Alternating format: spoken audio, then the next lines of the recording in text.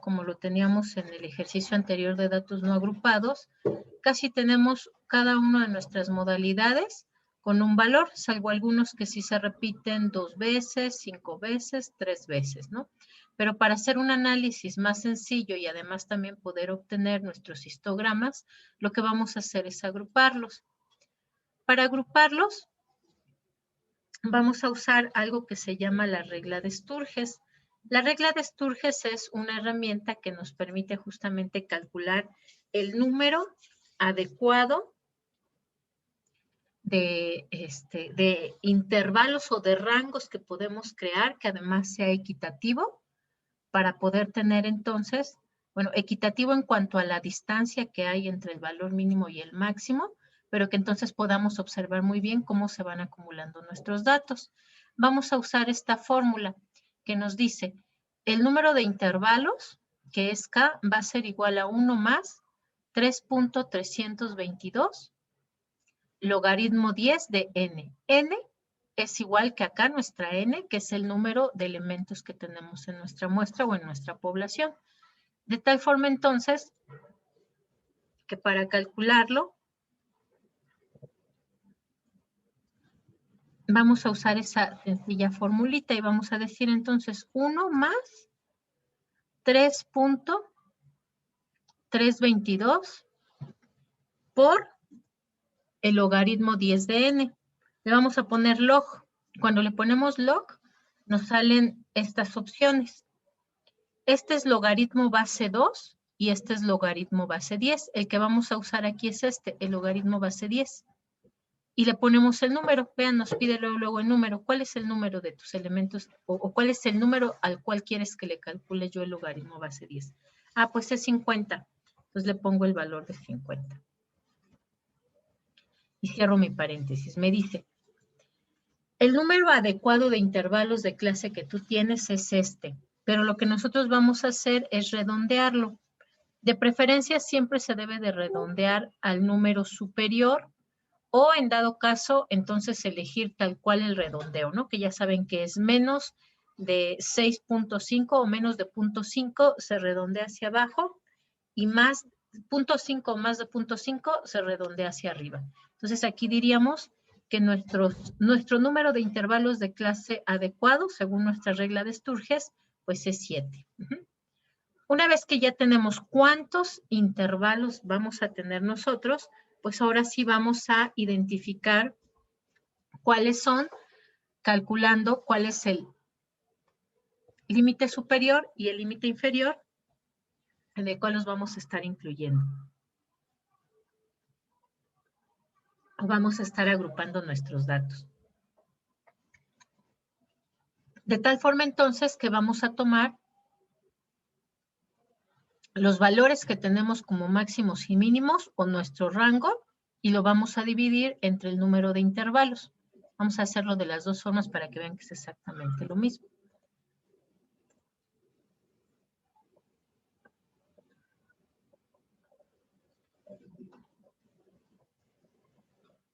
Es mi número máximo menos el número mínimo y ese lo voy a dividir entre 7. ¿Qué me falló aquí? Es que seleccioné la N en lugar de la O. Ok, en lugar de los valores. Aquí era O y aquí era O.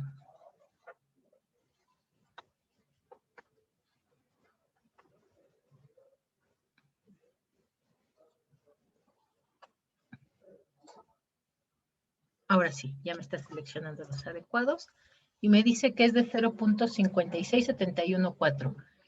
Ok. Lo vamos a hacer ahora con el rango. Esto es igual a mi rango entre el número de intervalos calculado. Y vean, es exactamente lo mismo porque justo lo que decíamos es el rango va a ser la distancia que hay entre el valor mínimo y el valor máximo. Entonces, ahora sí, ya sabemos que vamos a crear 7 intervalos. Y además ahora la distancia que va a haber entre cada uno de esos intervalos es de 0.5671. En este caso lo que se recomienda es, se puede redondear si quieren o se puede dejar así. La Excel pues toma los decimales que sean necesarios. Y entonces vamos ahora sí a construir nuestros límites mínimos y nuestros límites máximos. Para eso lo que vamos a hacer es tomar nuestro valor mínimo y le vamos a sumar pues ahora esa distancia o esa magnitud que va a tener mi rango. Entonces voy a decir acá, este es el primero. Voy a decir, bueno, mi límite inferior va a ser igual a mi mínimo. Y al límite superior, simplemente al valor mínimo, le voy a sumar mi valor calculado, mi magnitud calculada, una vez que ya identifiqué el número de mis intervalos. Listo. Este valor va a ser igual a este, solamente que aquí recuerden que algo que tenemos que considerar, no me acuerdo si lo habíamos visto, creo que sí lo vimos la vez pasada, no, ustedes me dirán, la diferencia que hay entre paréntesis y corchete, ¿sí lo vimos o no lo vimos? Uno puede ser abierto y el otro cerrado. Exactamente, ajá. ¿Cuál es el que es abierto y cuál es el que es cerrado? El paréntesis me parece que es el abierto. Y ¿Ok? el corchete cerrado. Es el cerrado. Uh-huh. Si ven, nosotros estamos usando los mismos valores. Entonces tendríamos que especificar cuál de estos es abierto y cuál es cerrado, ¿no? Este sería entonces el abierto.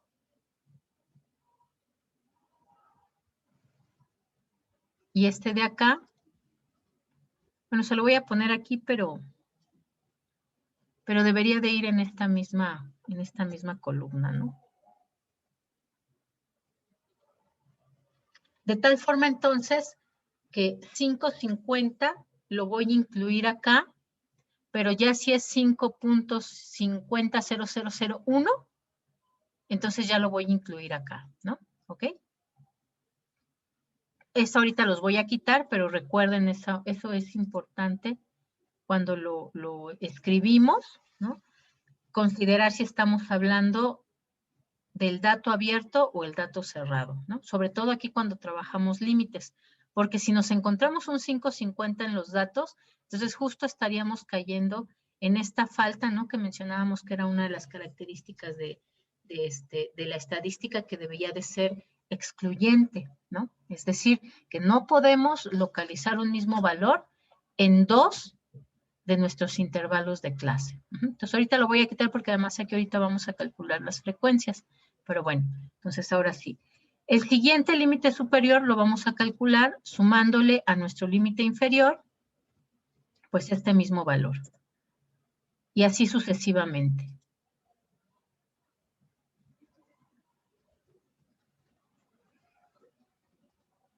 Este va a ser igual a este. Y a este le vamos a sumar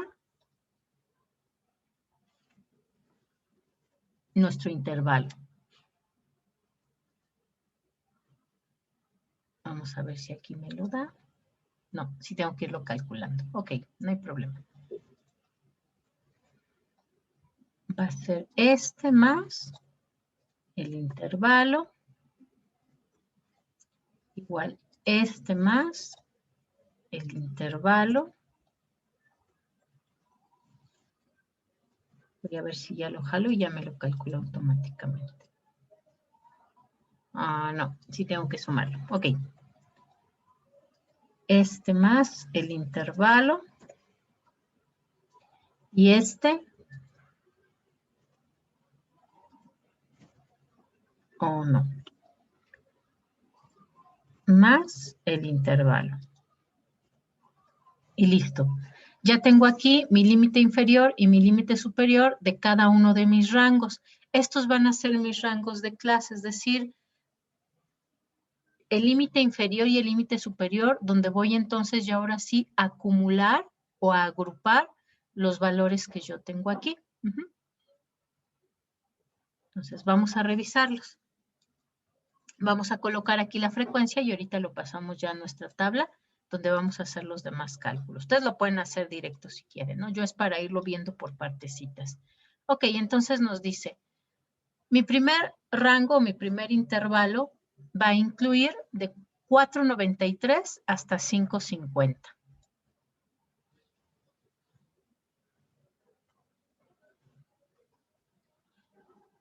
Y aquí ya los tengo ordenados, ¿no? De 4.93 hasta 5.50. Este ya es 5.8, entonces ya no entra.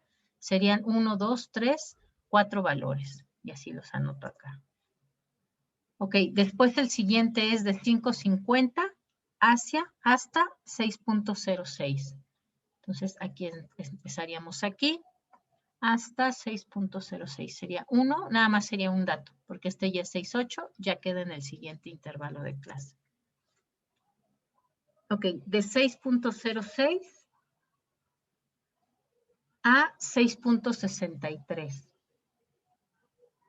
Entonces sería 1, 2, 3, 4, hasta aquí, 5 valores. Ok, el siguiente, de 6.63 a 7.20. De 6.63 aquí hasta 7.20. 1, 2, 3, 4, 5, 6, 7, 8, 9, 10. 10 valores es el que tiene una mayor frecuencia. El siguiente me dice de 7.20 a 7.77. Ok, entonces aquí voy a empezar. De 7.20, 1, 2, 3, 4, 5, 6, 7, 8, 9, 10, 11, 12, 13, 13, porque aquí ya es 7.79. Entonces serían 13 datos. Y es de 7.20 a 7.77, ok.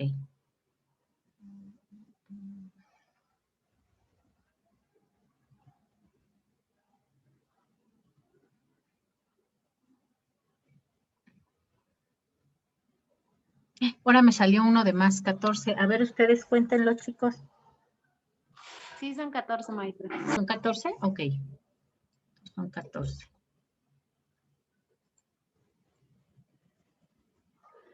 Entonces vamos ahora de 7.77 a 8.3. Aquí empezamos 1, 2, 3, hasta acá. Serían 3 nada más. No, hasta 8.3 dijimos, ¿verdad? Sería 1, 2, 3, 4, 5, 6, 7, 8, 9. 9 valores.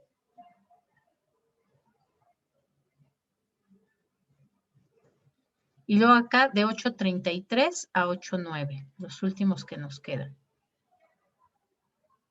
De 8.33 hasta 8.9. Sería 1, 2, 3, 4, 5, 6 valores.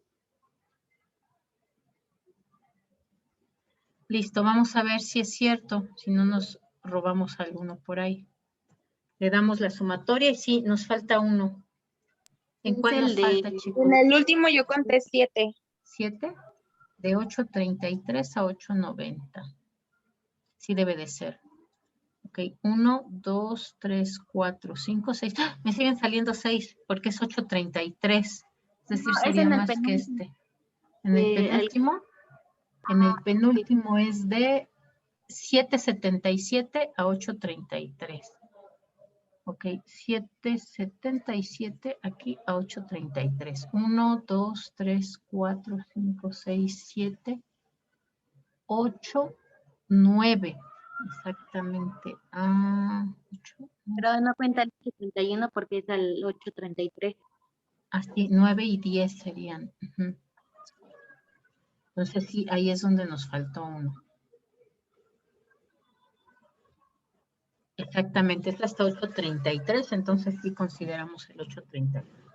Bien, y ahora sí ya nos da los 50 elementos que tenemos en nuestra gráfica. ¿Ok? Listo, entonces vamos a pasarlo acá para ahora sí hacer nuestro cálculo de las frecuencias. ¿Qué tenemos aquí? Ya tenemos nuestros datos, nos requiere límite inferior, límite superior y ahorita calculamos nuestra marca de clase. Entonces vamos a copiar. Maestra, ¿me podremos, perdón que le Sí. interrumpa, ¿me Ajá. podrá mostrar su fórmula de la regla de Sturge? Es que no me ¿De salió. Sturges? Ajá, aquí está.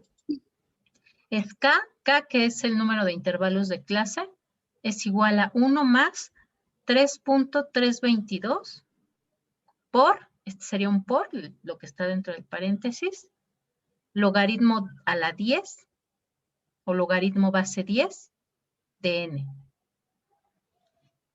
Ok, está bien, gracias. Listo.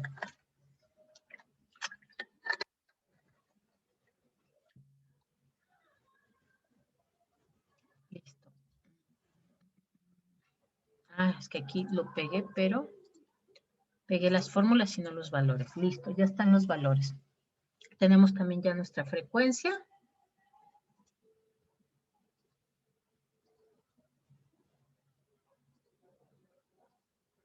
Nuestra marca de clase es el punto que se encuentra exactamente a la mitad de mi límite inferior y mi límite superior. Si yo lo viera en una gráfica, teníamos una más bonita, déjenme ver. Ah, esta. Si yo lo viera aquí en una gráfica, mis intervalos de clase estarían marcados aquí, mi límite inferior y mi límite superior de cada intervalo de clase, ¿no? En las orillas. Y mi marca de clase sería justamente aquí donde están los puntitos, por eso es que además les digo que de preferencia pongan el polígono de frecuencias con la gráfica lineal que tiene puntitos, porque este es el que nos marca la marca de clase, ¿no? Es decir, exactamente se encuentra a la mitad, la marca de clase, y la clase pues es el intervalo que hay entre cada uno de los valores de mi límite inferior y de mi límite superior. Entonces nos regresamos acá. ¿Cómo lo vamos a calcular entonces? Pues simplemente sacando el promedio o encontrando el punto intermedio entre mi límite inferior y mi límite superior. ¿Qué es lo que voy a hacer? Pues sumo y lo divido entre 2. Bueno, pónganle los paréntesis porque ya ven que si no le ponemos los paréntesis, luego nos hace groserías. Listo. E incorporamos las demás marcas de clase, ¿no? Una vez que calculamos la primera, pues ya podemos solamente jalar la fórmula. ¿Qué quiere decir? Que al momento de graficar, yo voy a estar graficando estos 5, 2, 5, 8, 6, 3, 6, 9, 7, 5, 8 y 8, 6. Pero en realidad yo estoy agrupando en cada uno de mis intervalos de clase valores que no son exactamente 5.2, ¿no? Ya lo veíamos acá en estos de 4.93 a 5.5.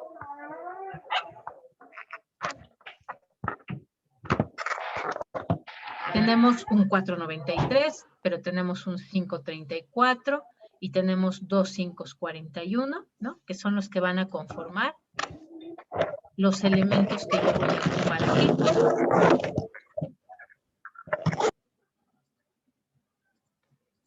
Ok, listo. Ahora sí, vamos a calcular nuestras tablas de frecuencia.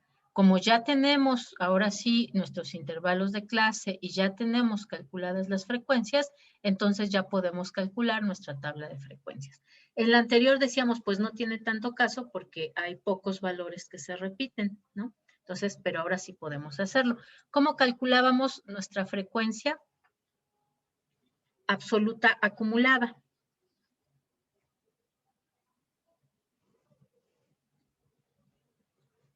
¿Quién me dice?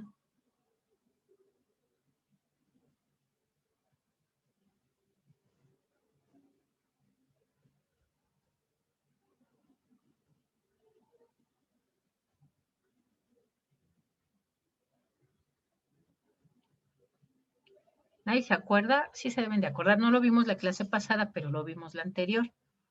A ver quién anda por ahí. Karen, platíqueme, ¿cómo calculábamos la frecuencia absoluta acumulada?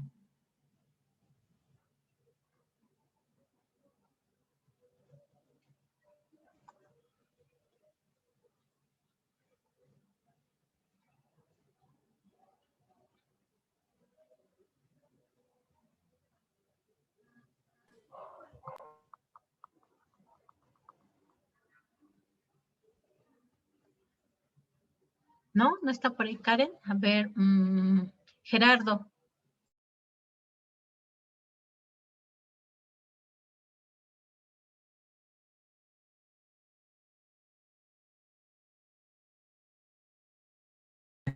Era el número por el que se repite cada número. Sí, es que no, estoy algo perdido. A ver, ¿cómo?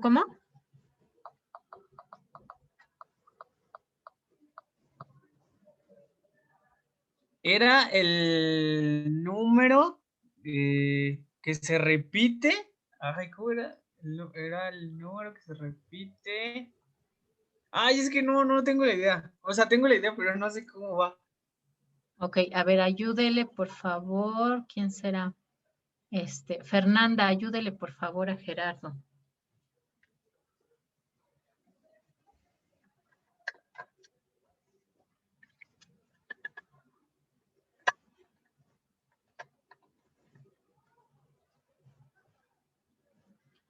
Fue a comer y nos dejó aquí. ¿Es la frecuencia relativa por el total de número de datos? No. Dividido. Bueno, no, esta es la frecuencia relativa, ¿no? Dividido entre el total de datos. Aquí simplemente lo que vamos a ir es agregando de cada uno de nuestros intervalos de clase la frecuencia del anterior, ¿no? Entonces, Era la suma. Ajá, exactamente, Sí, solamente era la vamos suma, es sumando. que sí no tenía muy clara la idea, pero sí, ya me acordé. Es la suma de una sobre el del siguiente y así hasta llegar a la frecuencia.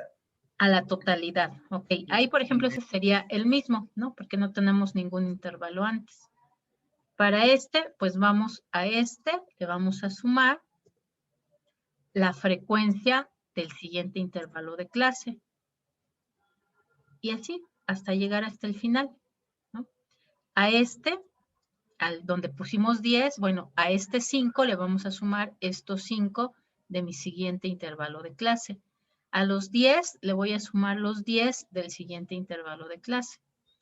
A los 20 les voy a sumar los 14 del siguiente intervalo de clase y a los 34 le voy a sumar los 10 de este intervalo de clase y a los 44 le voy a sumar los últimos valores de mi último intervalo de clase. Y así, la forma de checarlo es que, pues me tiene que dar la frecuencia acumulada de mi último intervalo de clase, pues me tiene que dar la totalidad, es decir, mi n, ¿no? La totalidad de mis elementos. Listo, ok, ahora sí. Entonces, ahora vamos con la frecuencia relativa. ¿Cómo calculábamos la frecuencia relativa?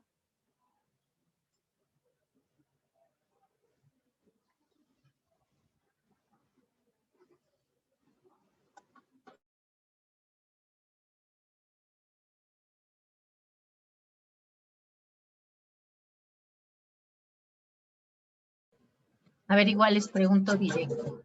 ¿A quién anda por ahí? A ver, Paulina, platíqueme, ¿cómo calculábamos la frecuencia relativa?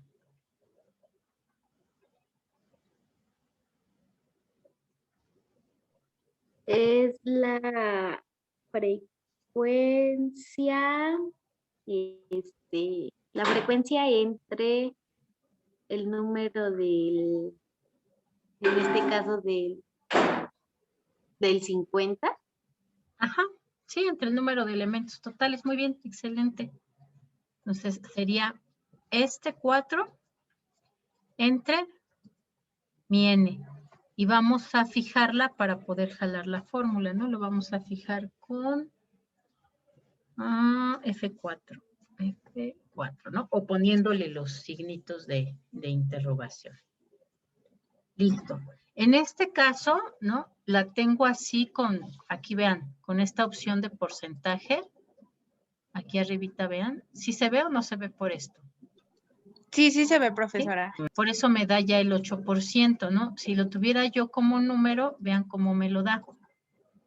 Todavía tendría yo que multiplicarlo por 100. Ajá. ¿Se acuerdan ustedes que por eso decíamos es una regla de 3?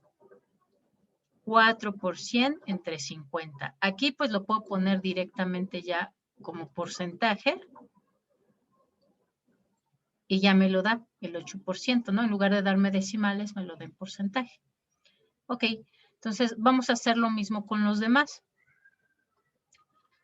Aquí como ya fijamos esto, ya podemos jalar la fórmula. Pero ¿qué es lo que estamos haciendo? Pues lo mismo, ¿no? Estamos dividiendo 1 entre 50 me da 2%. 5 entre 50 me da 10%. 10 entre 50 me da el 20%. 14 entre 50 me da 28%. 10 entre 50 me da 20% y 6 entre 50 me da el 12%. Listo. Ahora sí, entonces, ¿cómo calculo mi frecuencia relativa acumulada?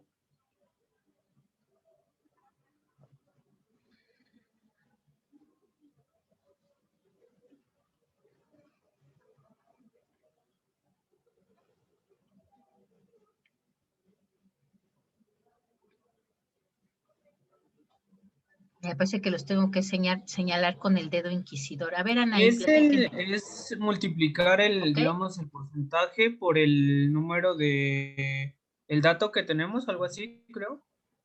O por la frecuencia, yo no recuerdo. Sí, es por la frecuencia, ¿no? La normal. En este caso sería por 4.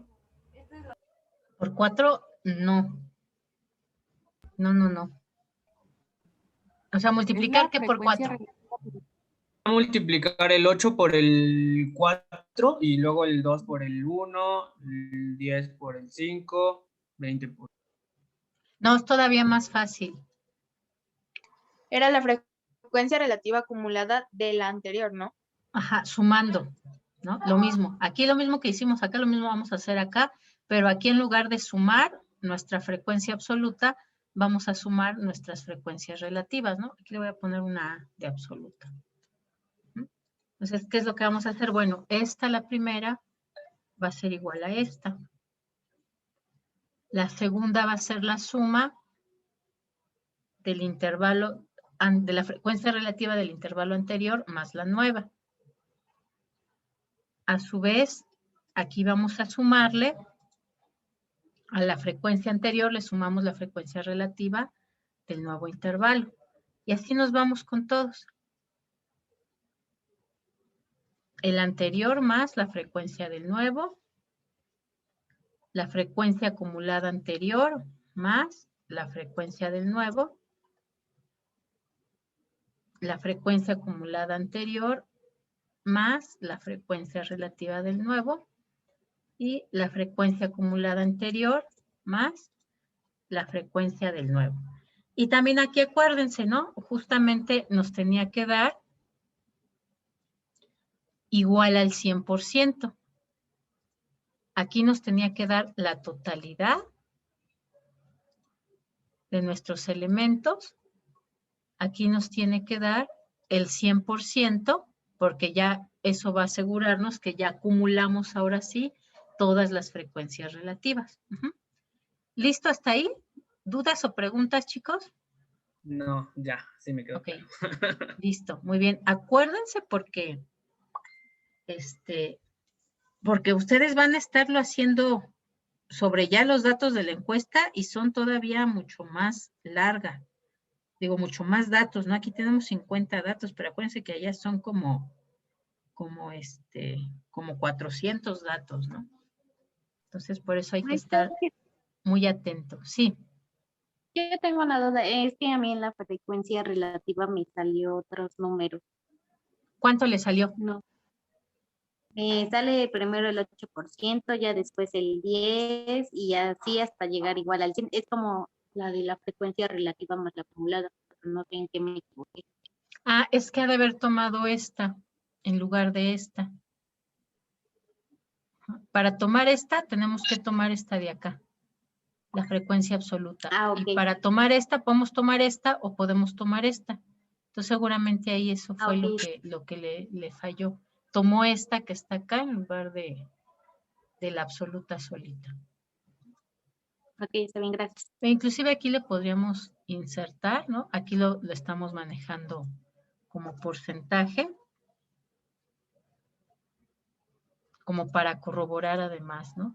Nuestra frecuencia relativa, pero ahora base 1.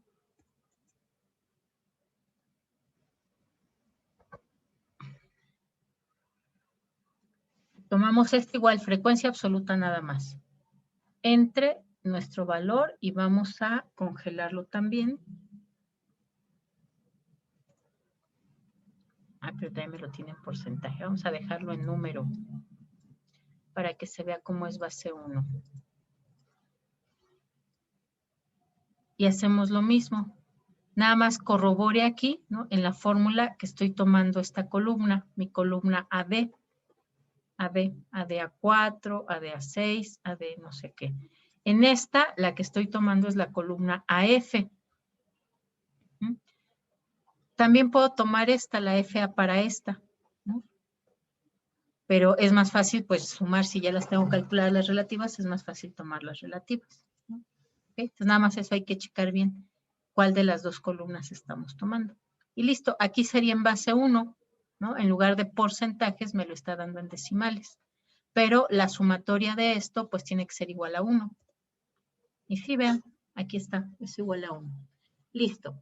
Ok, vamos entonces a ver ahora, ya vimos regla de Sturges, vimos cómo calcular nuestros intervalos de clase, vimos cómo calcular la marca de clase y ya acumulamos, ¿no? Esto ya lo habíamos visto anteriormente, ya nada más es para acumular la información. Vamos a ver ahora las medidas de posición, particularmente vamos a ver los famosos cuantiles. Les voy a dejar de compartir esta. Bueno, le voy a dar guardar, no la vaya yo a perder. Para platicarles primero qué es esto de los quintiles, o bueno, de los cuantiles, y ahorita ya regresamos a calcularlos. Se los platico primero, porque ahorita que estamos calculándolos, luego les da el tramafat de, bueno, qué gusto de estar ahí dividiendo y dividiendo nuestra serie, ¿no? Entonces, se las voy a compartir.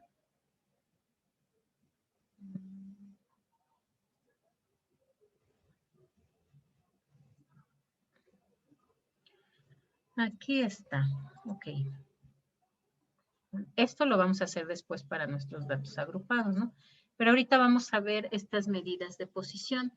Las medidas de posición, hagan de cuenta ustedes, aquí creo que sí lo puedo dibujar porque aquí sí tengo la opción de poner formas. Hagan de cuenta que nuestra serie es una línea. Vamos a ponerle un relleno. ¿Por qué no me quiere dar un color? Formato, ok. Vamos a ponerla muy gruesa para que se vea. Y vamos a ponerle un color llamativo, oscuro para que se vea. Hagan de cuenta que esta es nuestra serie, ¿no? Que va del mínimo, que era 4.93, si no me equivoco, hasta el 8.9, ¿ok? O el 9.3, ya no me acuerdo que era el más grande, 8.9, ¿no? Hasta el 8.9, que es el número máximo. Estas medidas de posición lo que va a hacer es encontrarnos dónde se encuentra un porcentaje de esto que tenemos aquí. Por ejemplo, si yo quisiera encontrar dónde se encuentra el valor que me marca el 50% de mis datos, vamos a ponerlo rojo. Yo sé que el 50% pues se encuentra a la mitad, ¿no? Esta sería mi posición. La posición a la mitad me dice que de este lado están el 50% de mis datos y este lado está el 50% de mis datos. ¿Cómo le llamaba yo a esta como medida de tendencia central, chicos?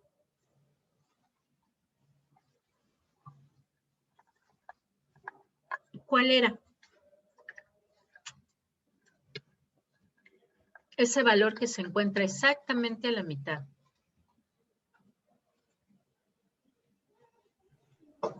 La mediana, ¿no? La mediana, exactamente. Porque lo que yo estaba analizando anteriormente es las que se supone que deben ir al centro, cómo están, si efectivamente están al centro o si están un poco cargadas hacia la derecha o hacia la izquierda. En las medidas de posición, lo que voy a hacer es buscar diferentes posiciones que me den una acumulación de un porcentaje de los valores que yo tengo. Entonces, mi mediana, en este caso, lo que me indica es que estoy dividiendo esta línea entre dos. Esa mediana me indica que la serie que yo estoy considerando, que va desde 4.93 hasta 8.9, se puede dividir en 2 partes, pero además también se puede dividir en más, ¿no? Déjenme darle, copiar. Por ejemplo, yo podría dividirla en 4 partes, ¿no? Están un poco chuecas mis partes, pero la idea es esa, ¿no? ¿Eso qué querría decir? Si aquí yo tengo el 50% de mis datos, quiere decir que aquí yo tengo el 25% de mis datos. Si ese 25 busco el otro 25, me voy a encontrar en este, que sería mi segundo cuartil. Cuartil porque estoy dividiendo en 4, ¿ok? Mi primer cuartil me va a indicar dónde tengo yo el 25% de mis datos. Mi segundo cuartil me va a indicar dónde tengo yo el 50% de mis datos y va a ser exactamente igual a mi mediano. Mi tercer cuartil me va a decir dónde o en qué valor tengo yo el 75% de mis datos. Y mi cuarto cuartil, pues mediré el 100%, ¿no? Este normalmente no se calcula porque pues ese sí sabemos porque ya tenemos calculados nuestros límites. Pero bueno, además, esa serie que yo tengo de datos la puedo dividir en más partes, ¿no? Es decir, también la podría yo dividir entre 5. Si yo divido mi serie en 5 partes, entonces lo que yo voy acumulando en cada una de esas partes es el 20%, ¿no? Es decir, a estos les voy a llamar ahora quintiles porque esa serie la estoy dividiendo en 5 partes, ¿no? O este grupo de datos lo estoy dividiendo en 5 partes. Simplemente ese 100% lo divido entre 5 partes y me va a indicar que cada uno de estos quintiles me va acumulando un 20%. Mi primer quintil me acumula el 20% de mis datos, mi segundo quintil me acumula el 40% de mis datos, mi tercer quintil me acumula el 60% de mis datos, mi cuarto quintil me acumula el 80% de mis datos y el quinto quintil, pues el 100%, ¿no? Pero además, ¿no? Siendo ocioso, pues todavía puedo dividirlo en 10 partes.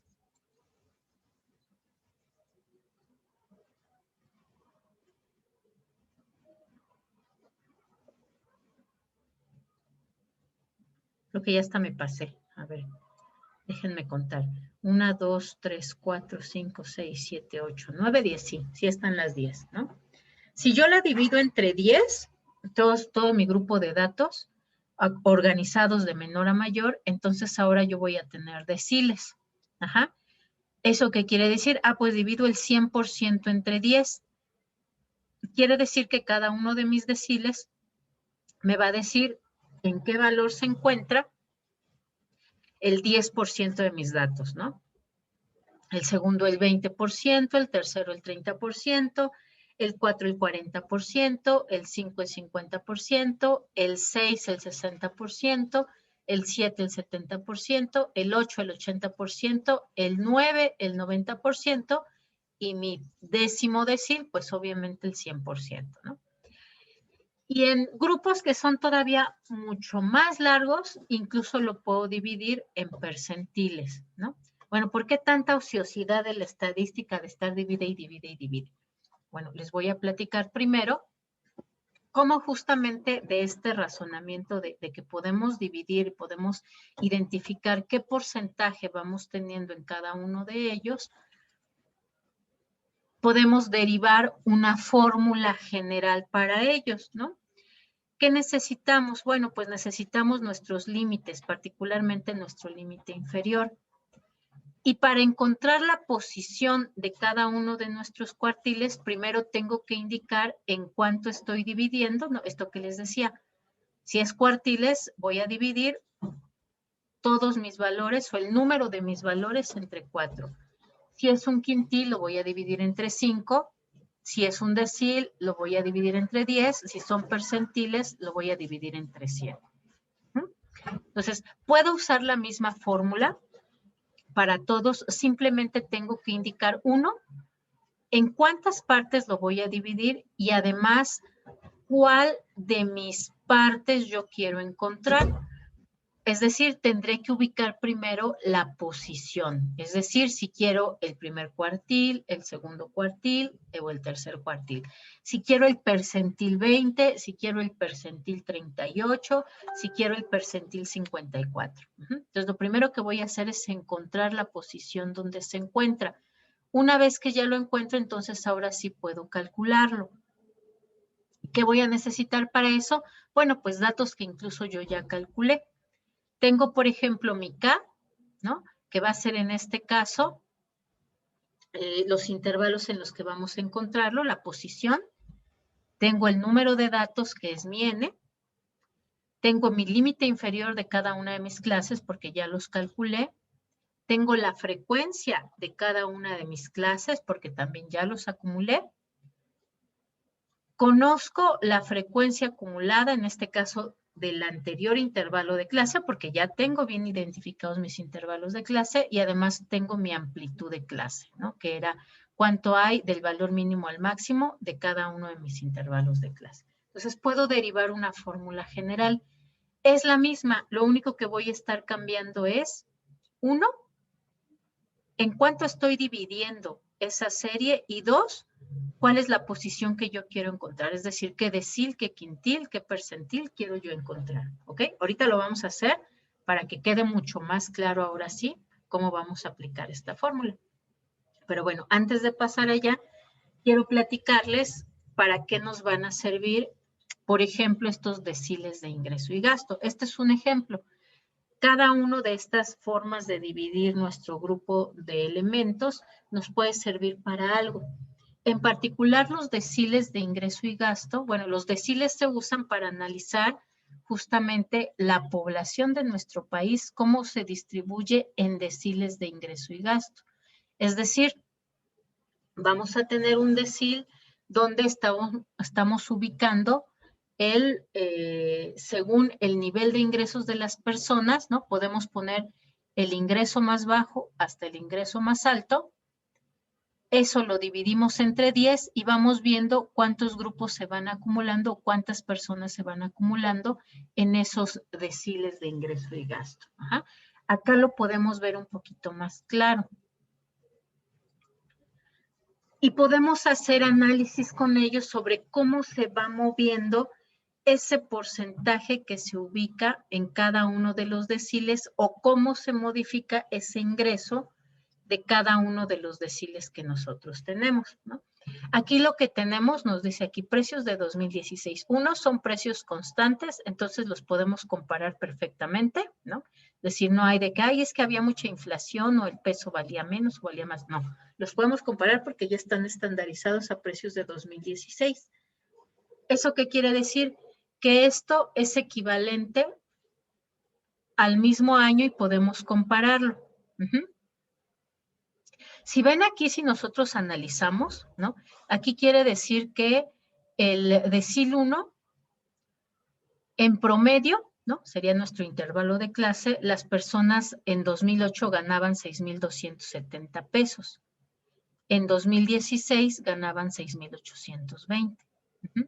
Mi primer decil. El decil que más percibe ingresos, en el año 2008 ganaba 174,735 pesos y en el año 2016 ganaba 160,820 pesos, ¿no? ¿Esto qué quiere decir? Ah, bueno, pues si ven ustedes, al paso de los años de 2008 a 2016, sí hubo una mejora en lo que percibe como ingreso mi primer decil, que es el más pobre, ¿no? El que menos ingresos percibe. Sí lograron una mejoría de 6,270 a 6,820. Hubo años diferentes, por ejemplo, particularmente el año 2010 y el año 2012, donde en lugar de mejorar disminuyó. Pero después de esos años, porque además cabe decir que tenemos la crisis de 2008-2009 y nuestra crisis, aquí podemos ver que duró bastante, ¿no? Porque en lugar de mejorar aquí ya en 2012, empeoró el nivel de ingreso que tenían las personas. Sin embargo, después del 2012, sí logramos a partir de 2014 que mejorara un poco. Lo mismo pasa con el decil 2.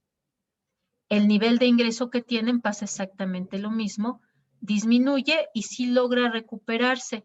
No tanto como porque ven, aquí hay una diferencia de casi 600 pesos. Aquí solamente hay una diferencia de 32 pesos, ¿no? Pero sí logra por lo menos una mejora.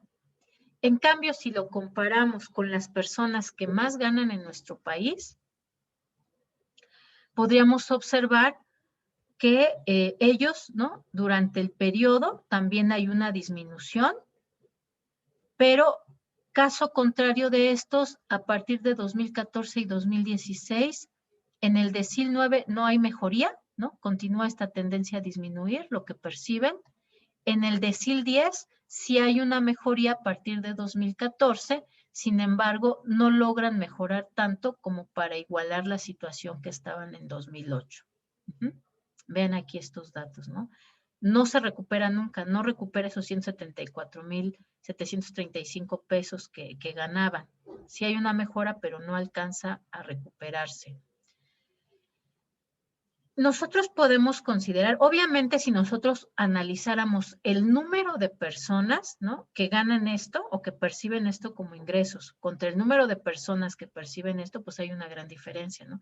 Son unos cuantos los que perciben esta cantidad y son muchos los que se encuentran en esta situación.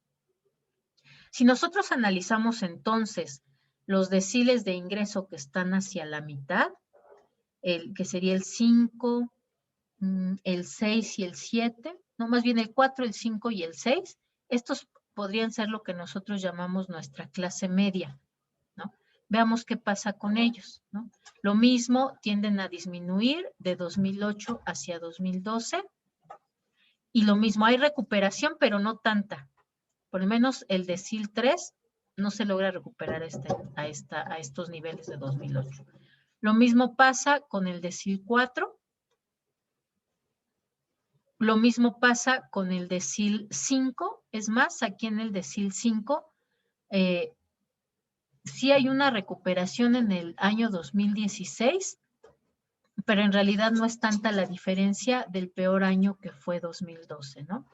Nuestro decil 6, misma situación, va disminuyendo su nivel de ingreso, no se recupera con respecto a 2008. ¿Qué podemos decir en conjunto? Bueno, ¿por qué se explica que estos sí se hayan recuperado? Pues por estos programas sociales que se han aplicado, ¿no? Para tratar de disminuir la pobreza extrema, porque además hay que considerar que estos que se encuentran aquí se encuentran en pobreza extrema, ¿no? El nivel de ingreso que perciben es bastante bajo. Entonces, ok, pues sí funcionaron esos, pero el resto de la política económica de desarrollo económico o desarrollo social no funcionó a partir del decil 3, ¿no? Donde no logra ninguno de ellos recuperarse a los mismos niveles de 2008.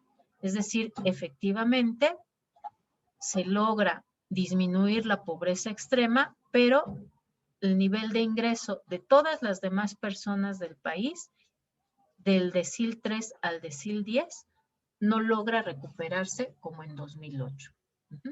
Y particularmente nuestra clase media, pues tiende a ganar menos de lo que tenía en estos años de 2008 y tampoco hay una recuperación. Aquí, por ejemplo, lo que sería interesante es cruzarlo con los datos de cantidad de habitantes, ¿no? que perciben estos y ver si además estas se van adelgazando, es decir, el número de personas se va adelgazando y se van haciendo o más ricos o se van haciendo más pobres, ¿no? Las estadísticas lo que nos dicen es que se van haciendo más delgados en comparación a estos.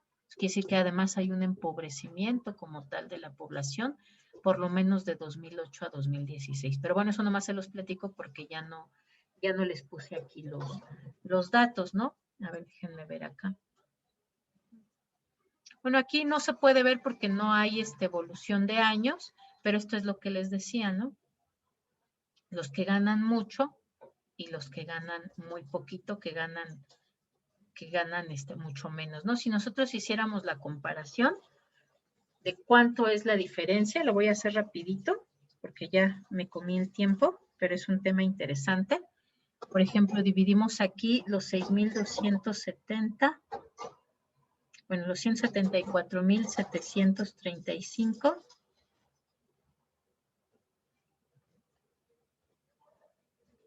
entre los 6,270.